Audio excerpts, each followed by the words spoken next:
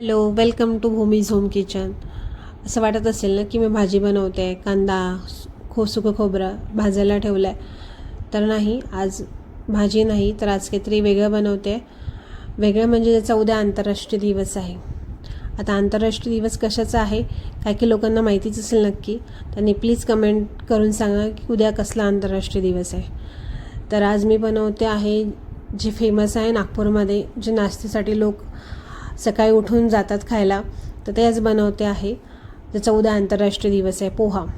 तर नागपूरचं स्पेशल तर्री पोहा. तर्री पोहा म्हटलं की नागपूर आठवतं, आणि नागपूर म्हटलं की लोकांना तर्री पोहा नक्कीच आठवतो. तर आपण सगळ्यात पहिले बनवतो आहे पोहा. तर पोह्यासाठी मी सर्वात प्रथम कढईत तेल घेतलेलं आहे 5 ते 6 चमचे. त्यात घातले मोहरी, जिरे आणि शेंगदाणे छान परतवून घ्यायचे खरपूस. आपल्याला ज्यांना शेंगदाणे नाही आवडत त्यांनी नाही टाकलं तरी चालेल, पण शेंगदाण्याची चव छान लागते पोह्यामध्ये. आणि छान लांब लांब काप करून घेतलेले आहे कांद्याचे. तुम्हाला हवे असेल तर तुम्ही चौकोनी करू शकता, जसे हवे तसे आवडीनुसार तुम्ही घालू शकता का. तर मी त्यात 2 ते 3 मिरची घातली आहे हिरवी. गोडलिंब आपल्याला छान परतवून घ्यायचं आहे. मी बटाटा नाही घातला आहे यामध्ये. तुम्हाला हवं असेल तर तुम्ही बटाट्याचे काप करूनसुद्धा घालू शकता. मी बटाटा नाही घातलेला आहे. आणि थोडंसं आता घालते आहे सूप. तुम्ही जर पोहा खाल्ला असेल नागपूरमध्ये तर्री पोहा, तर तुम्हाला माहिती असेल की प्रत्येक तर्री पोह्याच्या पोह्यामध्ये सोप घातलीच जाते. तर त्याच्यासाठी थोडी सोप घातली आहे, अर्धा ते पाऊण चमचा. आता आपल्याला कांदा छान असा हलकासा सोनेरी रंग होईपर्यंत परतवून घ्यायचा आहे. यात कसलेही जास्त मसाले जात नाही तर्री पोह्यामध्ये. आता थोडी हळद घालून घेऊया आपण, 1-1.5 चमचा. आणि हळद छान परतून झाली की त्यात घालूया आपण पोहे आपल्याला छान असे मोकळे आणि दाणेदार आपल्याला बनवून घ्यायचे आहेत. छान आपण आधी थोडे भिजत घातले पोहे की आपले छान पोहे मुरतात आणि छान त्याचा दाणा मोकळा होता. आपल्याला असेच पोहा आपल्याला हवा आहे की जेणेकरून तो छान बनेल. आता चवीनुसार मीठ घातलेलं आहे आणि थोडी साखर घालते आहे पोह्यामध्ये, एक टेस्टनुसार. आणि आता थोडेसे पोहे आपण छान परतवून घेऊया, एकजीव करून घेऊया. आणि आता त्यात घालूया थोडी कोथिंबीर. आणि आता आपला पोहा रेडी झाला आहे. एक वाफ आली की आपला पोहा तयार होतो. आणि आता पोहा आपला तयार झालेला आहे. तर आपण तयारी करूया तर तर्रीची. तर तर्रीसाठी मी एका कढईमध्ये 2 चमचे सुखा धना घेतलेला आहे, 2 सुक्या मिरच्या, 1 स्टार फूल आणि 1 चमचा जिरे आणि 2 ते 3 लवंग आणि मिरे. असं छान आपल्याला परतून घ्यायचं आहे. आणि थोडी आता सोप घालून घेऊया एक चवीसाठी. सोपीची चव छान येते. तर हा सुखा मसाला आपल्याला छान भाजून घ्यायचा आहे, परतून घ्यायचा आहे. आणि तो भाजून झाला की मी एका मिक्सरच्या पॉटमध्ये काढून घेते आहे.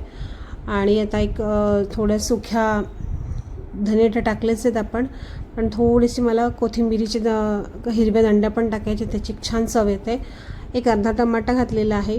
आणि जे आपण सुकं खोबरं भाजून घेतलं होतं ते पण मी घालून घेते यामध्ये. आणि जो आपण कांदा भाजून घेतला होता 2 कांदे, तर ते पण यात घालायचे आहे. आता आपण हे छान वाटण मिक्सरला लावून घेऊया. आणि आपलं वाटण तयार झालं की आपण छान आपलं ब्राऊन कलरचं हलकं काळपट रंगाचं वाटण तयार होईल, कारण आपण त्यात सुकं खोबरं भाजून घातलेलं आहे. तर त्यात छान कलर येतो एक लालसर. तर आता आपण कढईमध्ये तेल घेतलेलं आहे. मी थोडं तेल कमी घातलेलं आहे तर्रीनुसार. तुम्हाला हवं असेल तर तुम्ही जास्त तेल पण घालू शकता, पण मी थोडं कमी घातलेलं आहे, कारण आपण घरी बनवतो. तर थोडंसं तुम्ही काही त्यात जास्त घातलं तरी चालेल, मी थोडं कमी घालते आहे. आपलं सुखं वाटण तयार झालेलं आहे छान. आपण छान परतवून घेऊया. तर्री तुम्ही छान झणझणीत पण बनवू शकता. आता मी थोडी कमी तिखट खाते म्हणून मी थोडं कमी तिखट करते, पण तर्री ॲक्च्युली खरं पाहिलं तर खूप झणझणीतच राहते. तुम्ही त्यात काही कमी नाही केलं तरी चालते तिखटाची. आता मी 2 चमचे इथे तिखट घालते आहे आणि 1 चमचा हळद, बस एवढंच घालते. बाकी सगळे मसाले आपण सुक्याच्यात टाकलेले आहेत. तुम्हाला हवं असेल तर तुम्ही वरतून थोडा काळा मसाला पण घालू शकता. मी इथे काही मसाले तर जास्तीचे ॲडिशनल करत नाही आहे. तर थोडं मीठ घालते 1 चमचा. आपला हा मसाला छान तेल सोडेपर्यंत आपल्याला परतवायचा आहे, जितका परतवता येईल तितका. आता थोडंसं मिक्सरमध्ये जे आपलं वाटण राहिलं ते घालते परत पाणी टाकून. आपला मसाला छान आपल्याला परतून घ्यायचा आहे. आणि आता मसाला परतवून झाला की मी त्यात थोडीशी हलकीशी कसुरी मेथी घालते. तुम्हाला असं वाटत असेल की नाही घालावी तर नाही घातली तरी चालेल, पण मी थोडी चवीसाठी घालते. तर आपला मसाला तुम्ही बघू शकता छान तेल सोडलेलं आहे.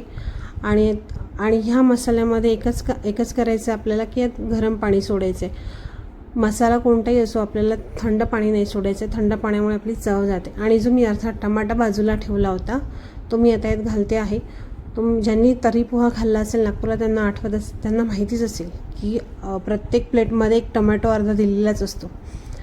तर आता माझा मसाला छान परतून झालेला आहे, तर मी त्यात घालते पाणी. आणि छान एक उकळी येईपर्यंत आपल्याला छान उकळून घ्यायचं आहे. आणि एक मी सांगायचं विसरले की तर्री पोह्यामध्ये जातो चणा. तर मी चणाचं जे शूट करायला विसरून गेली होती. तर आपल्याला छान तर्री तयार झालेली आहे. मी पोह्यावर आता छान तर्री टाकून घेते. तुम्ही काळा चणा वापरलेला आहे. तर ज्यांना पण माझा व्हिडिओ आवडला असेल प्लीज सबस्क्राईब करा, लाईक करा. आणि तुम्ही बघू शकता छान तर्री आलेल्यावर छान गरमागरम आपण त्या डिशमध्ये सर्व केलेली आहे. थोडं शेव टाकते आहे, कोथिंबीर आणि सुकं खोबरं. युजली सुकं खोबरं टाकलं नाही जात पण घरी आहे म्हणून टाकते. आणि कांदा टाकला जातो, लिंबू आणि छान अर्धा टमाटा ठेवला जातो आपण जो तर्रीमध्ये घेतला होता तो. तुम्ही बघू शकता आपली तर्री पोहा छान झालेला आहे, झणझणीत आणि मस्त. तर तुम्ही पण ट्राय करून बघा आणि कळवा की कसं